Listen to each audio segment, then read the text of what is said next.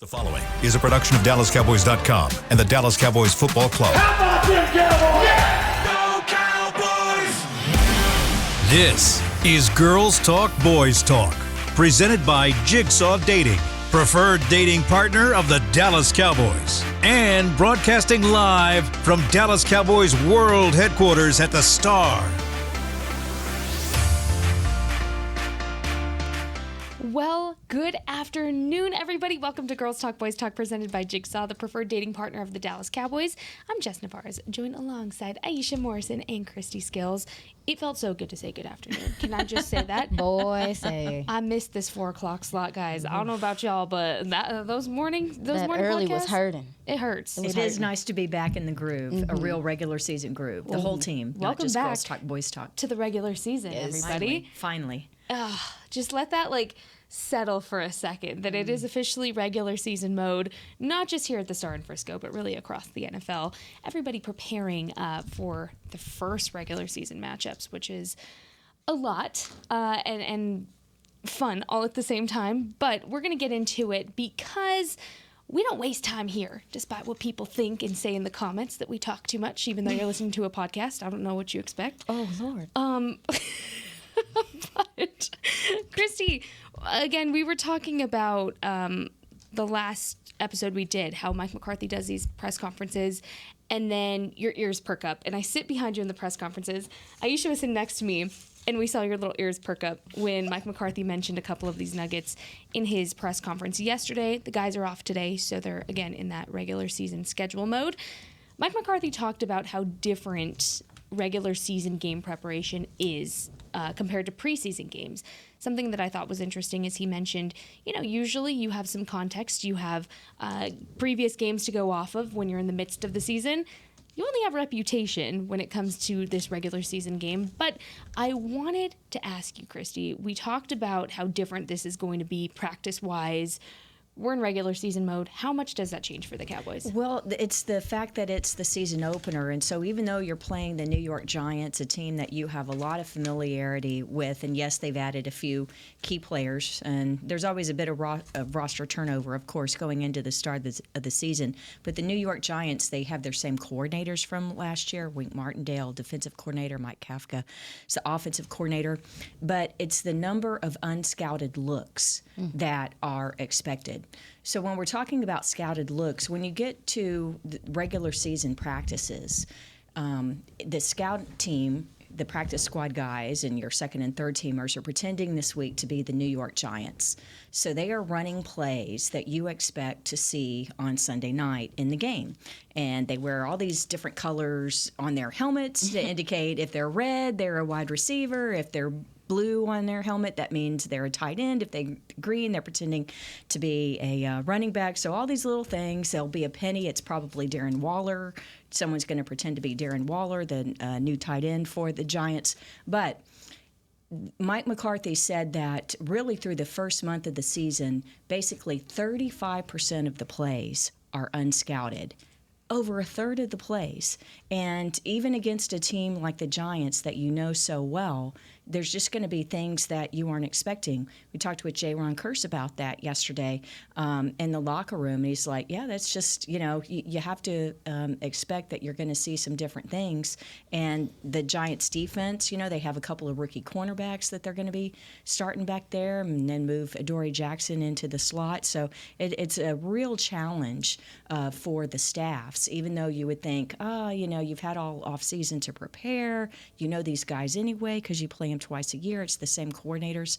But over a third of the looks that you're going to get in the game are going to be unscouted. You don't know what to expect. Yeah, and this is why they say, I've always heard that, what is your team in week 6, week 8? What are they starting to look like at that time in the season? Because that's about the time that teams have gotten enough tape on you, they've gotten enough film on you. Something that came to me today when I was driving here was the fact that, to add on, is that I believe that similarly to when Dan Quinn came in and he flipped this defense and it was a totally different look.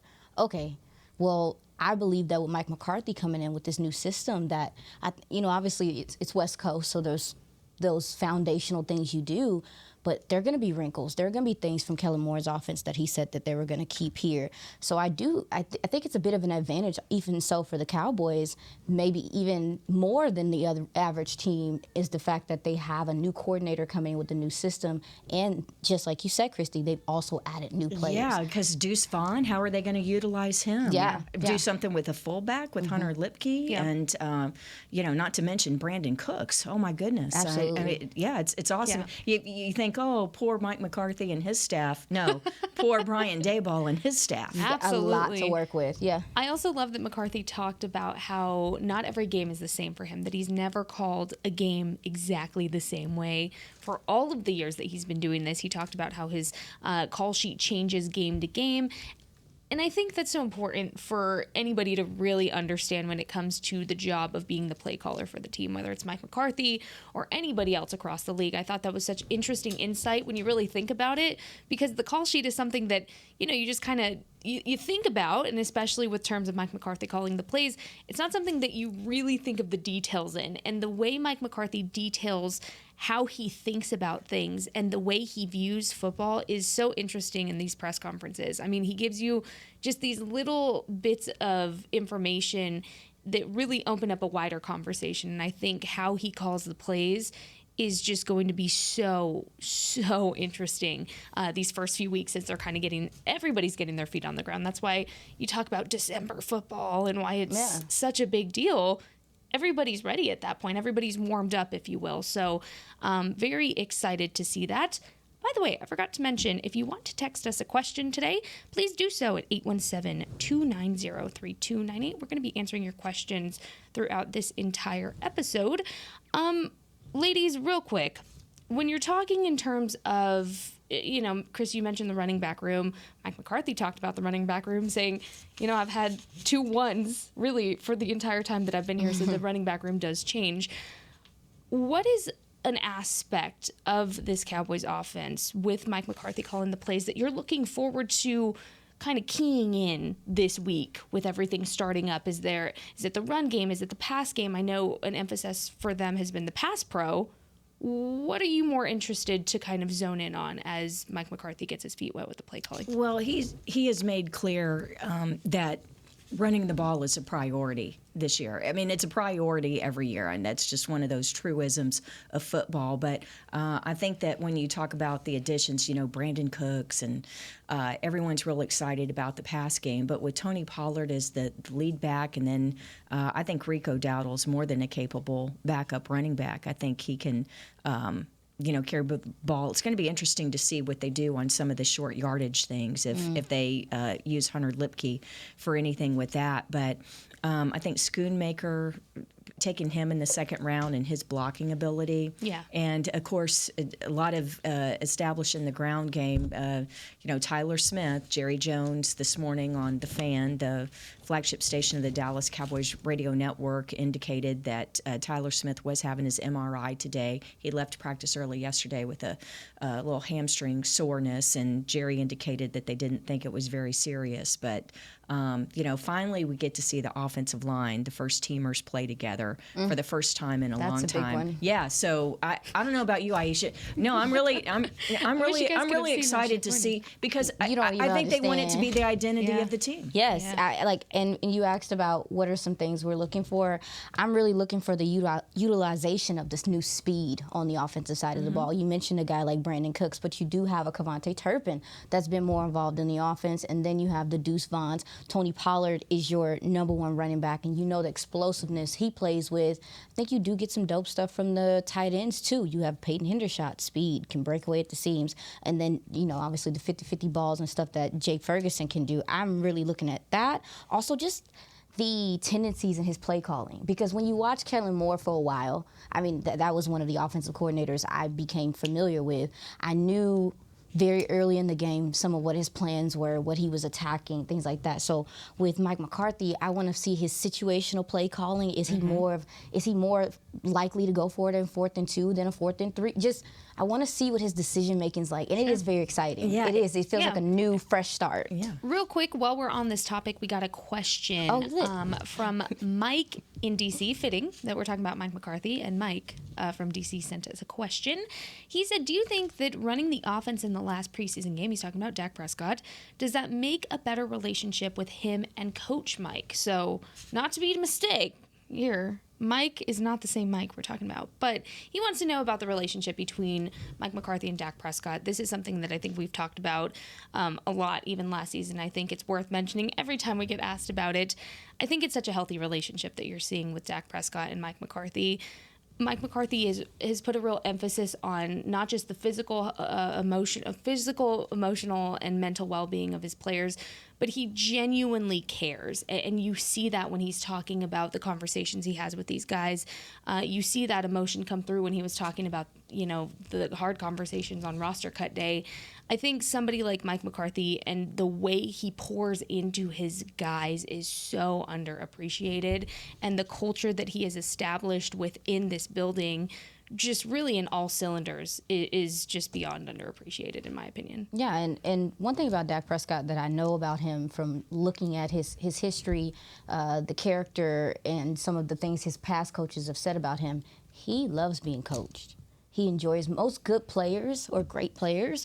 They want the opportunity to perfect what they are doing. And who better than a gentleman that in Mike McCarthy who has developed, he has a reputation for doing this. There's history behind his ability to get behind his quarterbacks. QB school in itself is an opportunity for every quarterback to grow in. And so for me, I think that the play calling showed him play calling showed a lot of trust from them. But seeing their interaction on the sideline, I'm sure you got to see it. They're high fiving. Yeah, absolutely. They're high fiving. He's proud of him. But I also understand that on the other side of the ball, we consider Dak a very cerebral player. He sees it, and getting to see it and execute it from that way, it also gives you respect for what your coach does, because I've learned that being in this business. When I've met the producers and when I've met some of the folks that do the camera work on the field and stuff, I have a different respect for what they do, just getting little bits and pieces of experiencing it with them. Yeah. And so, this is super healthy. I'm glad you brought it up because I thought it was something that went kind of under the radar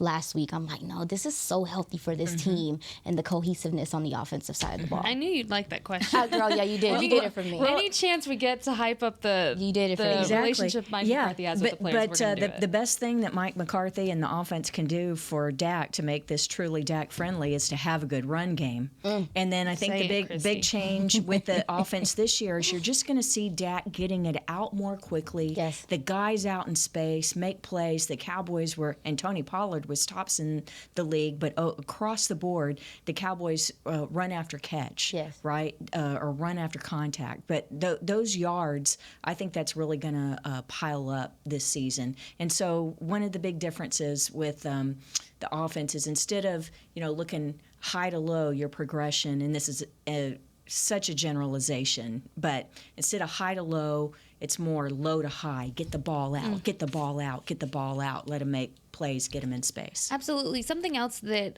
Mike McCarthy talked about in his press conference was, he talked about how, he's been in this league for years at this point. I don't want to be disrespectful and people be like, you're calling him old. No, I'm not.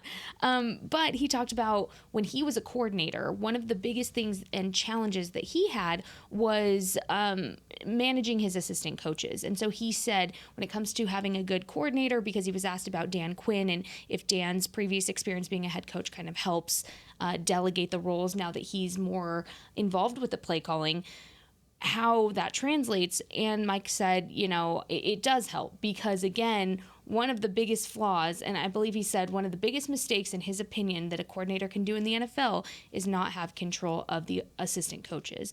And again, we're talking about this culture, this environment that Mike McCarthy has really cultivated across the board.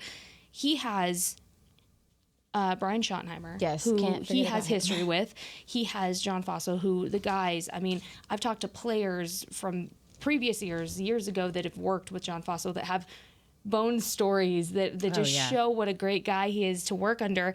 And then you have Dan Quinn, which the Dan Quinn effect that comes within it. So this coaching staff, they're ready, and we're excited to see it. There's one thing behind the scenes. We like to pull the curtain back so that people know kind of some of the things, that the culture of the Cowboys or how things work here at the Star in Frisco with the team. And it goes to Jess's point about the way that Coach McCarthy tries to empower his staff, particularly the young guys, and that's the general of the week. And having an assistant coach, it's a different coach throughout the season. Wow. And on Friday, they are the ones that speak to the team. They are the ones that prepare the message for that day.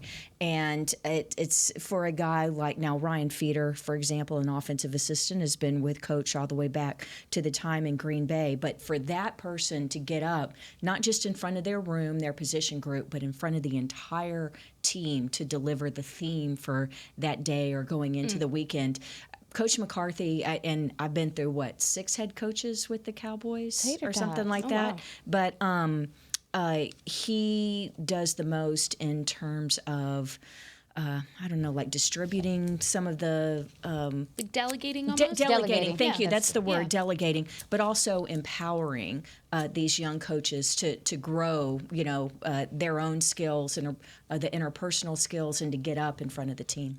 Absolutely. Well, we're going to take our first break. When we come back, don't worry. I see your questions rolling in about injury updates. I see them. We're going to answer them. We're getting there. We can't give you all the good stuff. It's in not the all first good segment. news, unfortunately. Ooh, well, we can't give you all of that in the first segment. Then you'd stop listening. So text us your questions at 817-290-3298. We'll be right back. This is Girls Talk Boys Talk, presented by Jigsaw, the preferred dating partner of the Dallas Cowboys. We know that juicy, cheesy, grilled to perfection burger sounds amazing, but it does sound like something is missing. Pepsi, baby! The yin to this burger's yang. Burgers and Pepsi go together like burgers and Pepsi. This perfect blending of flavors makes every bite of lettuce, every sesame seed on the bun, and every sip of that crisp, refreshing, ice-cold cola a journey to Foodtopia. Burgers, better with Pepsi. That's what I like. At Jigsaw Dating, we obviously want the Cowboys to bring that 6th ring home. But to be honest, we're more focused on finding the person who will put a ring on your finger. That's why we created a dating app that reveals your face through meaningful conversation, so you can date deeper. Because it's personality that matters the most, not looks. Join Jigsaw Dating today, dating partner of the Dallas Cowboys.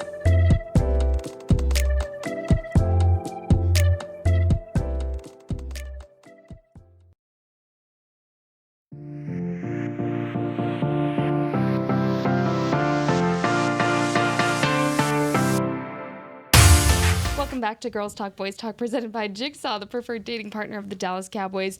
We are going to get more into injury updates and a few other things, such as locker room conversations. But first, experience the feeling of game day every day at the Miller Lighthouse at the Star. Now open just steps away from the Tostitos Championship Plaza, Miller Lighthouse features a cooler full of grab-and-go beverages and snacks, tailgate games, a recharging lounge, a Dallas Cowboys photo op, and complimentary services. For more information, you can visit thestarinfrisco.com/Miller Lighthouse. I was able to see the media preview of that, and D-Ware was there, nice. hyping everybody up. Jerry just was ready to give all of us a Miller Lite, so that was one of those stories that I tell my mom, like, guess what happened today, and it was really cool. Keep your text of your questions rolling in at 817-290-3298. And Kurt, I know you didn't want to be on air, but like you, I'm rooting for the cheetah, and I don't mean Tyreek Hill. Oh, so, man. Thank you, Kurt. We got your text. Look, the texts that we get on here, they make us laugh a lot of the times, and I don't think we've ever seen Christy laugh that hard. I ain't never seen y'all cackle like that. I ain't never seen her cackle like I that. don't know if I'm allowed to read this on here, so I'm not going to, but just know, Kirk, if you're listening, we read your message, and it was pretty funny. All right, well, we're getting some questions more about Tyler Smith, some of the latest update injuries as well, so let's get into that. Tyler Smith, as Christy mentioned earlier, was supposed to undergo an MRI today, according to Jerry Jones when he spoke on The Fan. This was a topic of conversation that was started pretty much right after practice because he had walked off. Christy, did you see it was that whole thing happen? fairly early in Yeah. practice. Walked off with the athletic trainer. And so, that would be, finally, we just talked about getting all the the first team guys playing together for the first time in a long time. But we'll know more tomorrow. Again, today is the players' day off. Of course, most of them come in even on their day off for treatment and to get a lift session in and eat free lunch at the Star and things like that. But we will not see them on the practice field until almost about 11:30 tomorrow morning. Absolutely. So keeping a very close eye on that for obvious reasons. We'll go back to that in a second. I just want to get through the rest of these. Sam Williams, from the portion that we were out in practice yesterday, he was dressed in street clothes. I'm not going to say he didn't participate. We weren't out there for the entirety of practice, but it's safe to assume if he's in street clothes when we're out there, he probably didn't. He has the turf toe. He does. He has the turf toe, so we haven't really gotten an update on that yet. I'm assuming at some point this week, probably tomorrow we will. With the Sunday games, the teams don't have to turn in their official injury reports until Wednesday. Yeah, so we'll know more of all of this on Wednesday. Donovan Wilson, Christy. Yeah, well, he was the part of practice that's open to the media during the regular season. Donovan Wilson was on the side working with athletic trainer heavy Brett on Brown. those bands, too. Yeah, heavy on the bands. Of course, him. he's had that calf injury. It was actually the first training camp practice back on July 24th, 26th, in maybe. Oxnard. Yeah, in Oxnard, that Wednesday practice. So, but we were talking last week or Monday about the soft tissue injuries and how it's hard to overcome those. Yeah, I touched base with him in the locker room because it's hard to catch him sometimes. But I touched base with him about it, and with hamstrings specifically, like they can linger if you rush it back or anything like that. And I think he is very important to what they do. So it feels like that's why it is.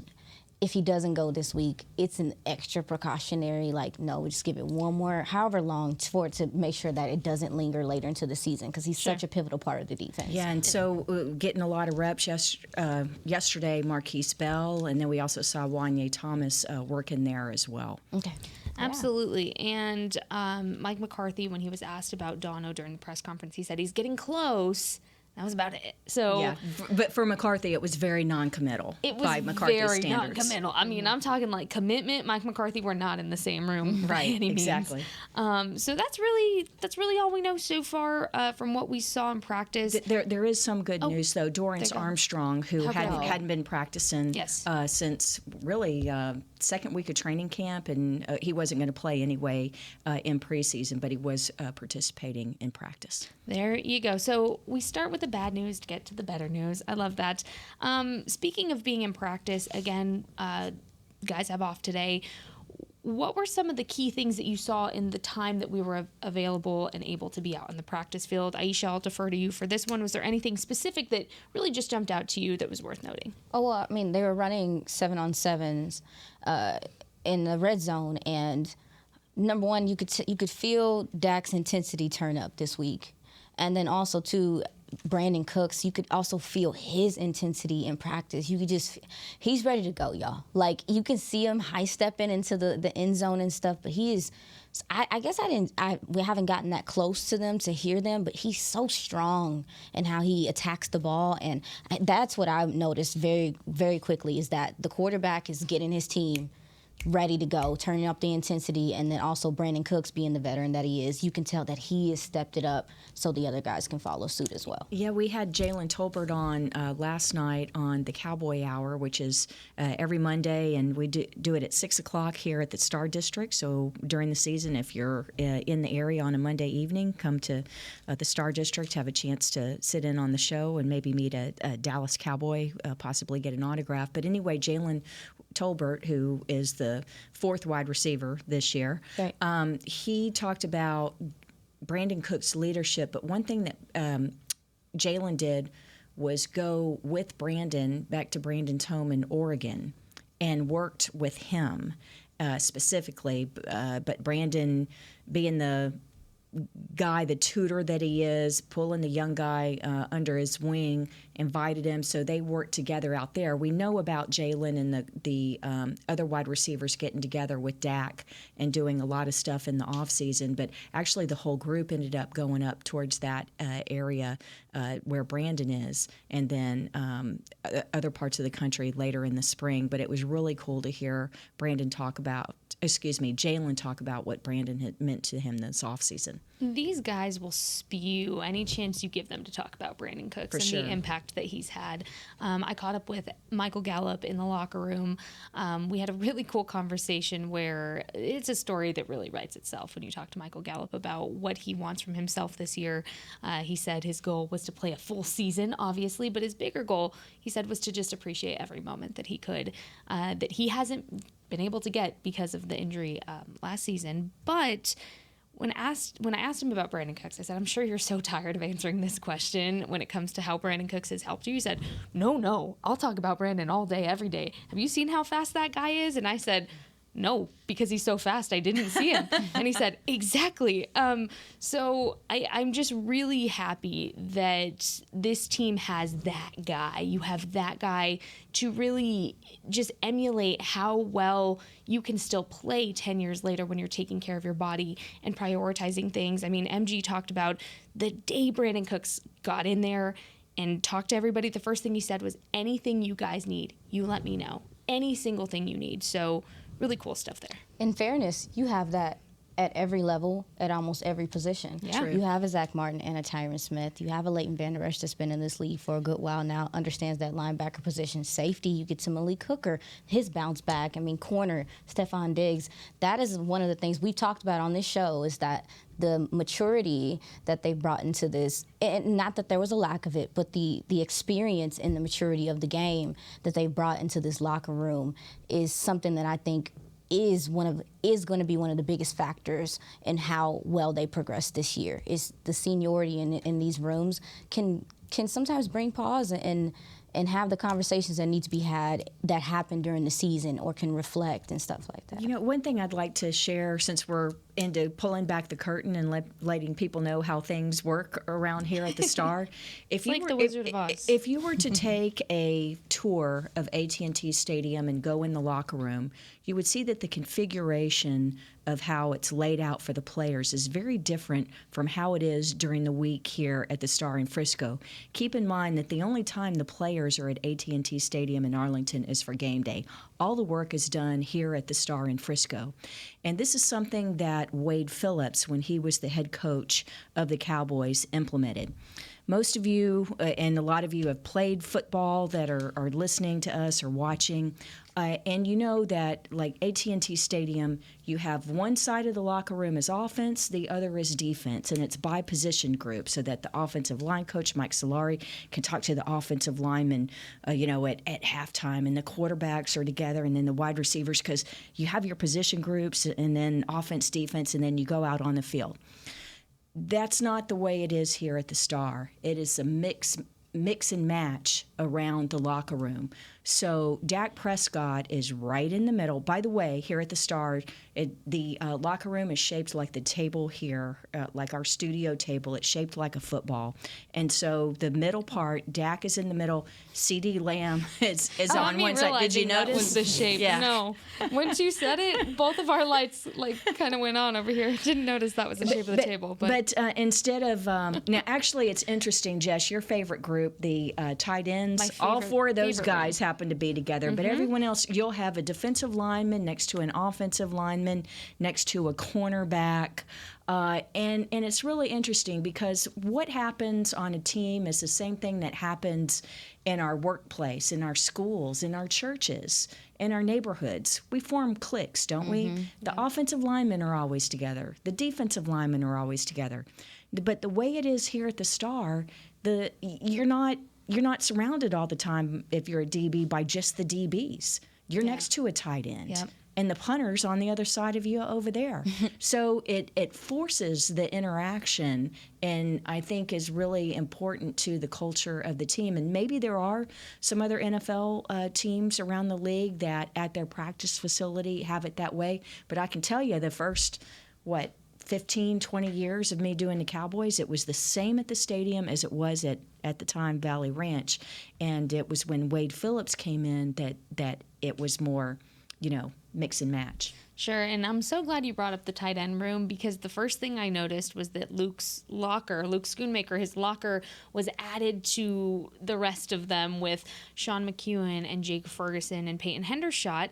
And so I went up to him and I said, "Hey, you're here now." And he was so excited to have his locker by the rest of the tight end room. And if you haven't been here, their lockers are in the corner of the room, and so you just always know there's going to be some kind of chaos when you look over there.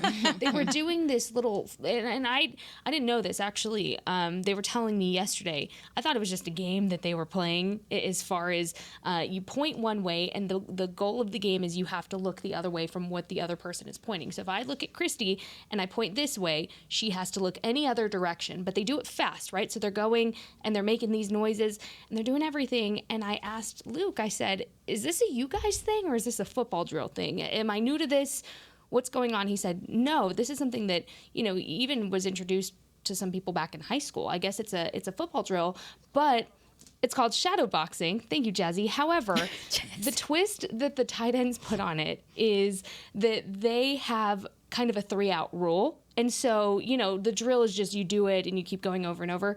Oh no, your Dallas Cowboys tight ends, they do it until they get 3 out, and then everything erupts. You hear them scream. That's why I kept hearing them scream in the corner, is because they have 3 chances to kind of get it right, and then once somebody messes up, then the game's over, and then they have bragging rights for the rest of the day. I never thought I'd be talking about shadow boxing on. Yeah, that's what they were doing in the locker room. We did that in the military too. That's why I'm over here cackling.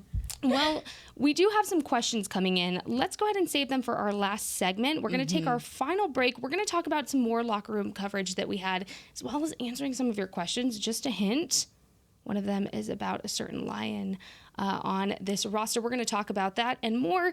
This is Girls Talk Boys Talk, presented by Jigsaw, the preferred dating partner of the Dallas Cowboys. We will be right back.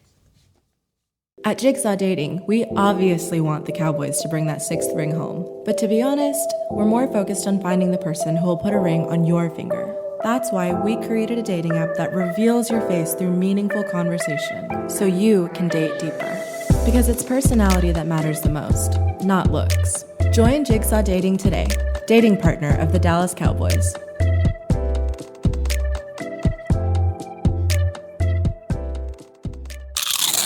You know that sound anywhere. It's the crisp crunch of that first nacho chip. With its perfect cheese to sour cream ratio sitting atop a layer of delicious beans, it's a sip away from perfection.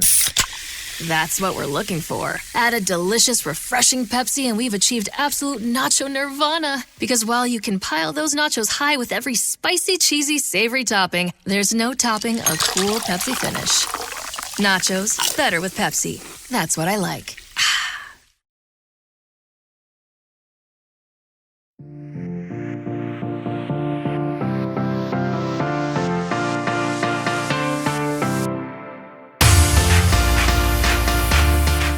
To Girls Talk Boys Talk, presented by Jigsaw, the preferred dating partner of the Dallas Cowboys. We are talking all about our Dallas Cowboys locker room conversations, and we're taking some of your questions. But first, a fan favorite event, Market at the Star, presented by Fleestyle, will take place on Saturday, September 9th from 10 a.m. to 4 p.m. out on the Tostitos Championship Plaza. Come shop from 50-plus local makers offering art, fashion, decor, and more at this free outdoor market. Visit thestar.com for more information. Okay, ladies, I like to leave this last segment up to kind of what people want to know. I think it's really important that we have this open communication with our listeners. You can text us your questions at 817-290-3298.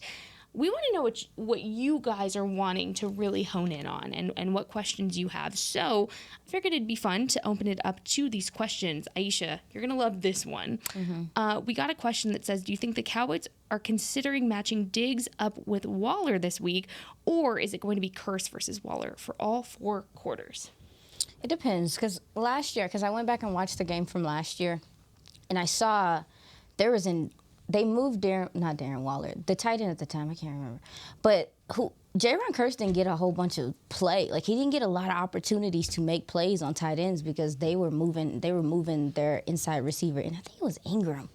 I think it was Ingram. No, it couldn't have been Ingram. Anyway, I'm sorry. But the way that I feel like that they're going to, I believe that they're going to probably try to move Darren Waller off of Jaron Kearse. There might be different instances where he's lined up on the outside as opposed to doing more of the inside things, because that's the matchup for me, y'all. I think that that's the boxing match that we're looking for, because you're talking 6'4" meets 6'6", long arms meets big catch radius. This is the matchup, and with him being with this receiver core, their receiver core on the Giants side, it's still fairly young. It's still fairly trying to figure things out.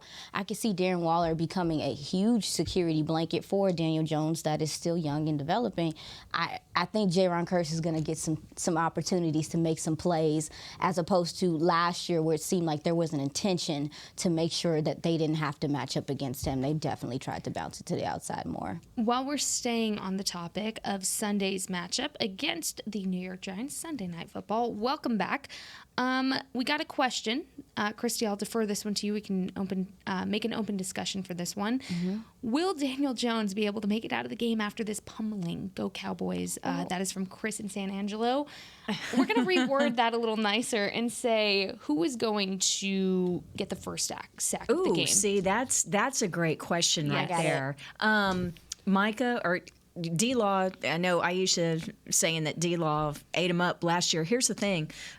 Daniel Jones was sacked 8 times by the Cowboys last year, 5 times in Week 3 up at MetLife Stadium. And this year they've got a rookie center, John Michael Schmitz, John Jacob Jingle. Anyway, and then I believe 2 rookies. The rookie center, and then they've been working a rotation with kind of 3 different guards, so they're kind of, I won't say unsettled, but that's something that they've been working through this offseason as well. So, okay, are you going to take D-Law? I'll take Micah. I'm taking D-Law. You're taking D-Law? I'm taking D-Law, okay. And that's because D-Law, he's somebody that I've talked to a lot this offseason, and what I really appreciate about him is he's like, look, I'm not young anymore. I feel it in my age. I'm getting older. But he said, I'm still ready to go, and I'm still just as hyped as I once was when I was a young spring chicken, right? My words, not his, but he was talking about how he feels older. The thing is he was so underappreciated in the Giants games, because it seemed like what was going on was Dable was a little too focused on Micah Parsons and forgot, hey, you have a tank on the other side of the line. You don't just have a line to really worry about. So I think, yes, they're going to be a little bit smarter in covering both of them. I think you're going to see D-Law have probably double coverage this game compared to what he did last time. However, I'm still going to say he is going to get the first sack of this game. However, in case you didn't know, Michael Gallup also told me that the offense and the defense are having a competition for who can get the most takeaways, the most sacks, and the most touchdowns against each other. So you're having a little internal battle. You can't tell me when you get a D-Law and a Micah Parsons that know that there's like a competition going on, they're not going to make sure it happens. Yeah, so. the only thing is, D-Law may be the better bet because Andrew Thomas is their Pro Bowl, second-team All-Pro. Yeah. And he plays on the left side. But, okay, if you're going to take D-Law and you've got Micah, then I'll just do a curveball. I didn't say, you didn't even let me answer. No, I thought you were taking. She took D-Law. Okay, who you got? I got Oso Digizua. Oh, yeah. So Curveball. Okay. I'm saying up because the middle? Yeah. I'm saying because John, you just mentioned the interior, and then also too you have a young rookie coming in as center. If their tackles are better suited, which it sounds like, if that's the strength, I see Dan Quinn and those gentlemen attacking the interior, and so the Oso Digizuas, maybe we might get a Jonathan Hankins sack, because in the offseason, I mean, y'all laughing, but he had one in the San Fran game, but also he's been working in the offseason to improve that also. The one thing about Daniel Jones, though, is he is such an effective runner. Oh, yeah, his escapability. And so you have to, it's not one of these things, even though they sacked him 8 times last year, this isn't one of those things where you just pin your ears back and go after him. You have to be gap responsible available. You have to keep him in because he was their second leading rusher last year. I mean, he had over 700 rushing yards, and he's very effective in that, and kind of tall. a sneaky fast kind of guy. And so so he rushed for a team record for a quarterback, Giants, 708 yards, and 120 carries, and 7 rushing touchdowns. So, and that's. It's just make sure that you keep them in the well. contain. That's keep them in the well. Real quick, we got another question. Let's switch lines a little bit. Let's talk about some offensive line. Chris wants to know, with a possible Tyler Smith hamstring issue, you're talking kind of a long-term injury. I'm trying to paraphrase this. If that happens, what do the Cowboys do? Where does the line kind of shift at that point? Who shifts? Who steps in? What does your line look like if Tyler Smith is not able to play? So I'm going to assume that Chume Doga would be the gentleman that maybe they put in at the left guard position. I believe, and this is me from evaluating TJ Bass, that he could fill in at left guard. Mm-hmm. That is where he played in college. Mm-hmm. He's an interior player. But this is a big moment. This is a big game. I don't know if they would want to put him in that position to start. Maybe they go with a veteran that's been under the lights before or something like that. So I'm going to answer your question, sir, I believe that it would be maybe a Chumi Doga that would come in and shore up that left guard spot until Tyler was ready to go. And don't forget, Awesome Richards, has some position flex too. Yep, absolutely. So, but the one thing is, just in regards to being active on game day, whether or not Tyler Smith is 100% or 90% or whatever, the Cowboys are definitely going to have 8 offensive linemen up. Because if you have, in the past, teams would, including the Cowboys, would sometimes only have 7 offensive linemen up. But if you have 8 offensive linemen up, then you can have 48 players active on game day, as well as, with the new rule this year, your third quarterback. Mm. So I think that don't be surprised if Awesome and Bass might be at Hoffman as well. Don't forget, they could, make him a elevation and have him available too, because he's got more experience than Richards and Bass. So it's going to be interesting to see how they maneuver it. I swear you read my mind, Christy, because I was just about to ask you about that third quarterback role. We got some clarity from the NFL on what exactly that is. Let's go through that. Let's talk. That's kind of, it's a little bit of an interesting rule. It reminds me of the hockey rule that was put into place that I learned about last season when we were talking about hockey. But Christy, talk about that third quarterback rule and how exactly that can come into play, kind of what that looks like. Okay, even though there are 53 people on the roster, not all 53 can be active on game day. You can have up to 48 players active, meaning that you would have to deactivate 5. If 8 offensive linemen are available. If you only have 2 backup linemen active, then you'd be down to 47. The rule for the third quarterback this year is if he is on your 53-man roster and not elevated from the practice squad, then he basically is like an extra player, but he can only enter the game if the first 2 players are injured and or being evaluated for injury. In other words, they suck and we're going to go with the young guy, or we just want to get a young guy some work because we're up by 30 points. Not going to happen. It has to be injury related. And so, so it's very convoluted. The one thing that is different, because I know there are some super big long-term NFL fans out there that listen to this. The old rule was if the third quarterback went in, there used to be an emergency third quarterback, and if they went in the game, the first two quarterbacks could not go back in. That is not the case with this rule. If one of your first 2 quarterbacks is healthy enough to re-enter the game, they would be allowed to. If they get hurt again, the third quarterback could go back in. Does that make sense? Yeah. I know it's very convoluted, and I'm sorry that it's kind of the wheels are spinning here, but it's it's a complicated rule, and hopefully we don't see Trey Lance play this year. Right. Let's hope not. Let's hope. But he will be. Case. But he, expect him to be in uniform and on the sideline, but only if Dak Prescott and Cooper Rush were both injured, or being evaluated for injury, would Trey Lance be able to go in the game. Well, there you go. Speaking of which, we saw him at practice, and he's still learning. You can see the progress that he is making. But speaking of practice, that will be once again tomorrow. The Dallas Cowboys continue their preparation for Sunday's game against the New York Giants. We will hear again from Mike McCarthy tentatively as well, and then there will be more player availability.